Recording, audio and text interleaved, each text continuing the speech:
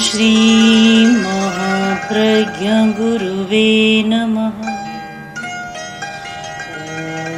ॐ श्री महाप्रज्ञ गुरुवे नमः। नमो अरहंताणं नमो अरहंताणं। तर्क शास्त्र में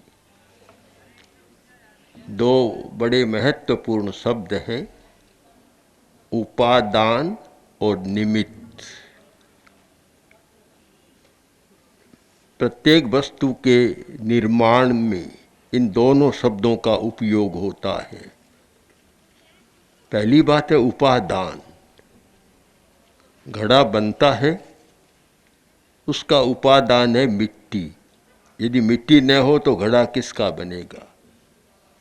जितना भी रॉ मटेरियल या मटेरियल होता है वो उपादान बनता है और उसके आधार पर कुछ खड़ा होता है। काम भवन भी बनता है तो उसका भी एक मटेरियल होता है, सीमेंट, पत्थर, आदि आदि, तो मकान खड़ा हो जाता है।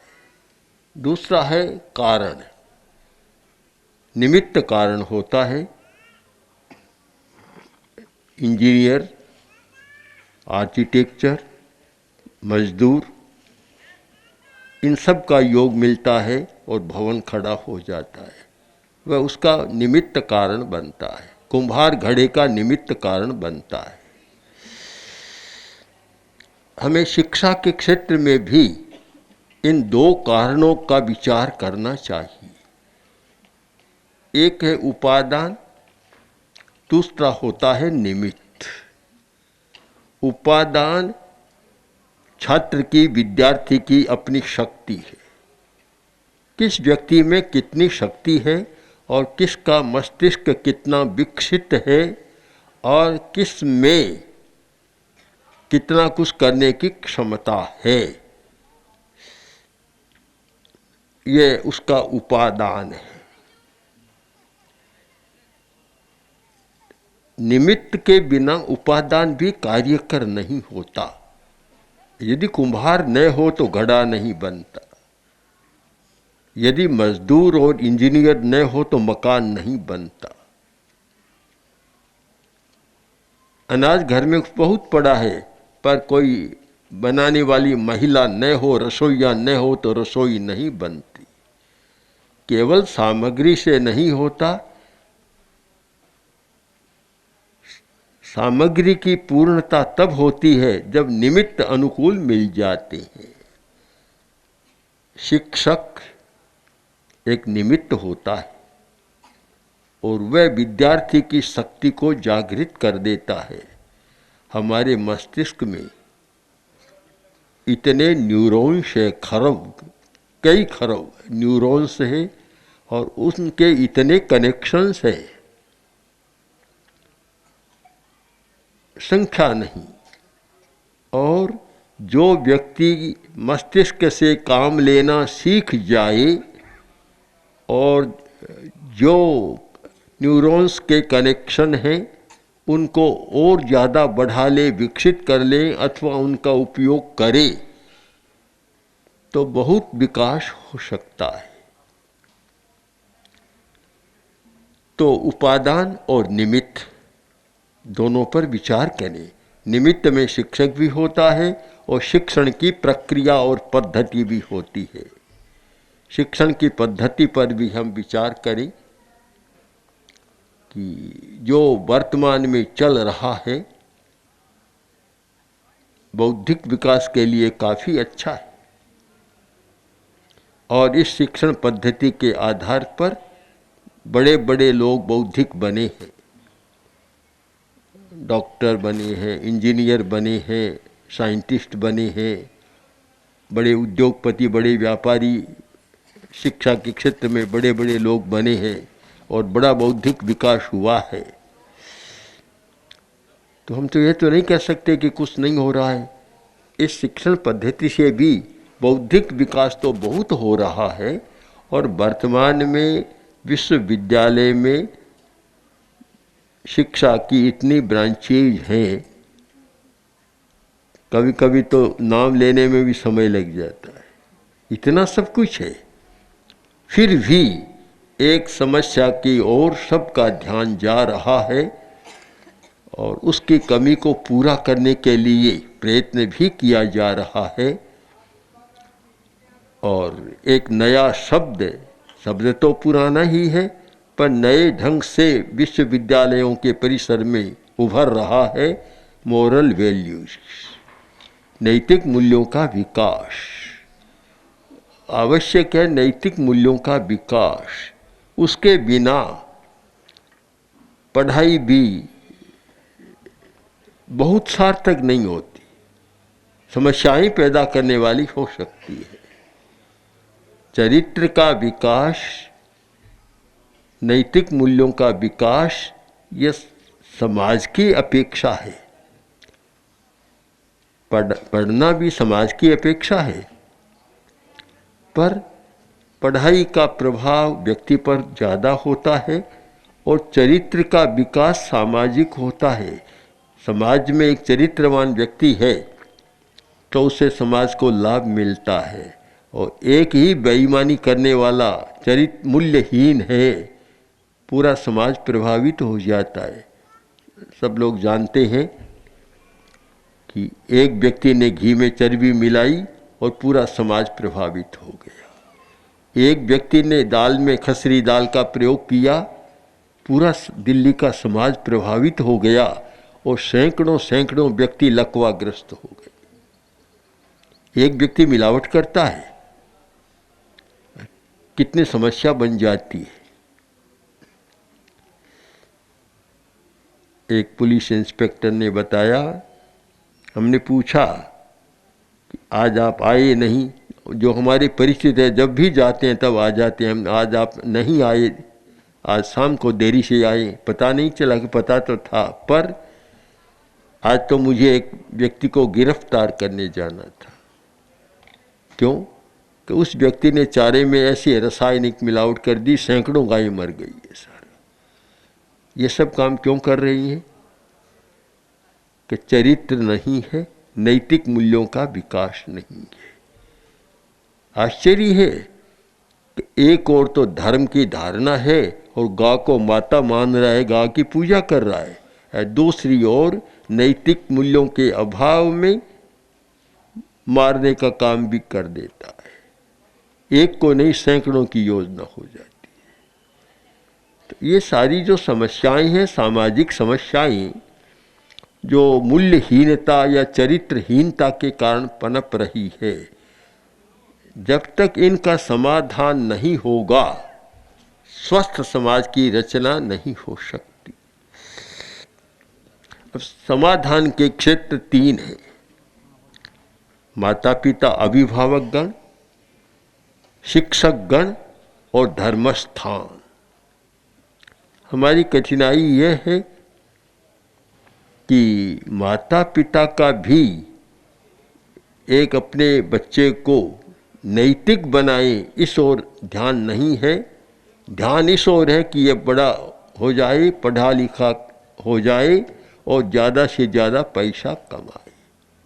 शिक्षा के साथ आजीविका को इतना जोड़ दिया कि जितना नहीं जोड़ना चाहिए। यह जरूरी है कि वह शिक्षा भी निकम्मी होती है जिसके साथ विद्यार्थी को आजीविका का बोध नहीं होता।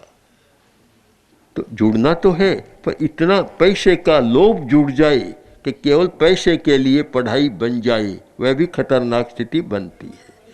तो आज अभिभावकों से आशा करना कठिन हो गया कि वह नैतिक मूल्यों का अपने संतान को, विद्यार्थी को या बच्चे को बोध पाठ दे।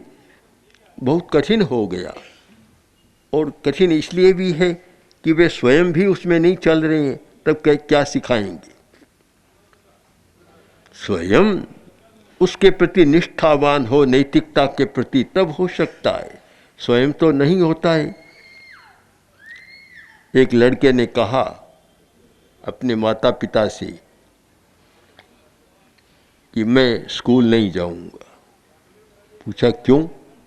कि क्या करूं, वहाँ और कुछ पढ़ाया जाता है, घर में और कुछ होता है, मैं स्कूल जाकर क्या करूं? ये द्वंद्व पैदा होता है कि क्या हुआ, कि क्या हुआ। कल ही स्कूल में मैडम ने पढ़ाया कि झूठ मत बोल। मैं घर पर आया, बैठा था और एक व्यक्ति बाहर से मिलने आया और पूछा कि दरवाज़ा बंद था, और पूछा कि अमुक व्यक्ति कहाँ है, फलाना सेठ कहाँ है। तो तुमने मुझे, पिताजी आपने ही मुझे कहा कि कह दो कि पप्पा घर में नहीं। अब उधर तो कहते हैं झूठ मत बोलो, आप मुझे झूठ बोलना सिखाते हैं। तब मैं स्कूल में जाकर क्या करूं? या तो वह गलत है या यह गलत है कि स्कूल में क्यों जाऊं। तो अभिभावकों की भी यह स्थिति है कि वे चरित्र निर्माण में सहयोगी नहीं बनते। 100 में 90% यह स्थिति है। 10 की बात तो छोड़ देता हूँ, अपवाद अच्छे होते हैं कुछ लोग और इसमें सचेष्ट भी होते हैं, पर आम बात यह है कि सबकी एक ही धारणा है कि बच्चा खूब अच्छा पढ़े और खूब अच्छा धन कमाए। और इसीलिए आज ये हो गया कि साइंस में बहुत हैं, डॉक्टरों मेडिकल कॉलेज में तो 10-10 लाख देने पर भी स्थान नहीं मिल रहा है, और इंजीनियरिंग कॉलेज में भी है कि जहाँ से पैसा आने की संभावना है वहाँ है। और भारतवर्ष का एक ऐसा चिंतन का केंद्र था, फिलॉसफी का डिपार्टमेंट, आज वह खाली पड़ा है। दर्शन में कोई जाना नहीं चाहता, तो आखिर करेगा क्या? जॉब कहाँ मिलेगा, पैसा कहाँ से आएगा, कोई जाना नहीं चाहता। तो जब पैसे पर शिक्षा टिक गई, आजीविका पर शिक्षा टिक गई, तो फिर वह समस्या पैदा करती है। अब दूसरा संस्थान, वहाँ जो सरकारी पाठ्यक्रम बंधाया है उसे पढ़ाना शिक्षक का काम है। उसे तो पढ़ाते हैं और सोचते हैं कि कितना स्थान मिले, कितने नंबर आए और हमारे विद्यार्थी किस प्रकार उत्तीर्ण हो, उसमें सारी चिंता रहती है। किंतु चरित्र के लिए कोई अलग से कोई फैकल्टी भी नहीं है और कोई चिंतन का अवकाश भी नहीं है। कभी कभी कोई व्यक्ति या कोई स्कूल होगा ऐसा जो इस विषय में चिंतन करता हो। मैं तो एक साधारण बात की चर्चा कर रहा हूँ कि ऐसा नहीं हो रहा है। तो जो सबसे बड़ा एक चरित्र विकास का केंद्र आज होना चाहिए वह नहीं है। प्राचीन काल में जो गुरुकुल की परंपरा थी वहाँ तो चरित्र ही मुख्य था, शिक्षा चरित्र के साथ ही दी जाती थी। आज तो वह तो है नहीं। आज तो सरकार का बंधाया कार्यक्रम है और उसके आधार पर सारा चल रहा है। तो अब हम आशा करें तो शायद करना कठिन हो गया कि नैतिक मूल्यों के विकास के लिए विद्यालय कोई बहुत बड़ा केंद्र माना जाए या उपस्थान माना जाए, काफ़ी समस्या हो गई। तीसरा स्थान है धर्मस्थान, जो चरित्र के लिए ही होता है। धर्म तो वहाँ भी समस्या है, वहाँ भी नहीं हो रहा है। क्यों? कि धर्मस्थान त्याग, तपस्या, संयम प्रधान था और आज वह भी अर्थ प्रधान हो रहा है। धर्म को चलाने वाले जब स्वयं पैसे से लिप्त होते हैं, अर्थ से लिप्त होते हैं, तो फिर नैतिक मूल्यों की बात नहीं हो सकती। अभी हम उपनगरों में, सूरत के उपनगरों में कुछ दिन रहे। एक भाई आया, एक लिफाफा दिया, पति पत्नी दोनों भद्र व्यक्ति थे, अच्छे, और लिफाफा दिया तो हमारे युवाचार्य जी ने हाथ में ले लिया और सोचा कुछ कोई लिखा है, कोई समस्या होगी, कुछ होगा। लिफाफा खोला तो 1000 का नोट था। हमने वापस लौटाया और कहा कि अगर तुम साधु संतों का भला चाहते हो तो उनको पैसा कभी मत देना। अगर साधु संतों को भी पैसे के चक्कर में डाल दिया तो फिर नैतिकता की बात को विदा कर दें, फिर चरित्र की बात को विदा कर दें, विदाई कर दें, तो फिर कोई स्थान ही नहीं रहेगा। जब धर्म स्थान जो त्याग का संयम का स्थान है और वह भी पैसे से लिप्त हो गया तो फिर नैतिकता धर्म की बात भी छोड़ देनी चाहिए, हमें करनी भी नहीं चाहिए। तो अब 3 स्थान हैं, एक अभिभावक का उपस्थान, एक शिक्षक का उपस्थान और एक धर्म का उपस्थान, धर्म गुरु का उपस्थान। तीनों जगह समस्या लग रही है। तो फिर क्या किया जाए? इस पर हमारे गुरु आचार्य तुलसी ने चिंतन किया और चिंतन के बाद कहा कि हमें शिक्षा के साथ मूल्यों की और चरित्र की बात भी जोड़ देनी चाहिए। एक अलग से उसका विभाग बने, अलग से एक फैकल्टी बने, अलग से एक व्यवस्था बने, जिससे विद्यार्थी अपनी बौद्धिक शिक्षा के साथ या आजीविका परक शिक्षा के साथ साथ चरित्र की शिक्षा भी ले सके। हमने प्रयोग किया। एक बार हमारी गोष्ठी थी, प्रेक्षा ध्यान का शिविर था। उस मुख्यतः शिक्षकों का शिविर था और उसमें काफ़ी प्रोफेसर, राजस्थान का एक अच्छा कस्बा है डीडवाना, वहाँ के कॉलेज के प्रोफेसर ही मुख्य भाग ले रहे थे। हमारी चर्चा चली शिक्षा के बारे में, तो फिर नैतिक शिक्षा की बात आई। तो मैंने कहा नैतिक शब्द बहुत उलझ गया, नैतिक शिक्षा उलझ गई है, शब्द भी उलझ गया। और हमने अनुभव किया कि जब कोठारी आयोग काम कर रहा था तो हमारे बहुत संपर्क में थे सब लोग। उसके विपिन नाइक जो सेक्रेटरी थे हमारे पास बहुत आते थे, संपर्क में थे, इस बारे में चिंतन भी करते थे। तो उन्होंने बताया कि हम नैतिक शिक्षा की बात कर रहे हैं पर इतनी समस्या है, अगर हम एक महापुरुष का नाम लेते हैं तो दूसरे समुदाय वाले विरोध करते हैं, दूसरे का लेते हैं तो पहले वाले विरोध करते हैं। शिक्षा की बात तो हमारी समस्या में उलझ गई और नैतिक शब्द पर भी विवाद खड़ा हो गया। हमारे प्रोफेसर कहते हैं कि यह तो नैतिक शिक्षा देगा और हम सारी अनैतिक शिक्षा दे रहे हैं। इस प्रकार एक नैतिक शब्द काफ़ी उलझ गया।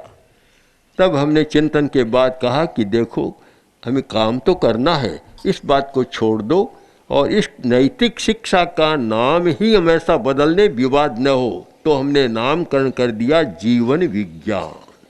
सब सहमत हो गया, सब प्रोफेसर के बहुत अच्छा है कि जीवन विज्ञान में किसी का विवाद होने का अवकाश नहीं है, कोई भी नैतिक अनैतिक बात नहीं है, इसमें केवल जीवन विज्ञान, अपने जीने का, जीवन मूल्यों का विकास, नैतिक मूल्यों का विकास कैसे हो। तो नाम हो गया।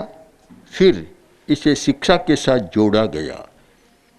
इसमें कोई बौद्धिक पढ़ाई नहीं है और ज़्यादा पढ़ाई भी नहीं है, ये सारी प्रयोगात्मक पद्धति है। प्रयोग कराए जाते हैं और प्रयोग इसलिए कि जब मूल्यों का विकास करना है, चरित्र का विकास करना है तो वह पढ़ाई से संभव नहीं है।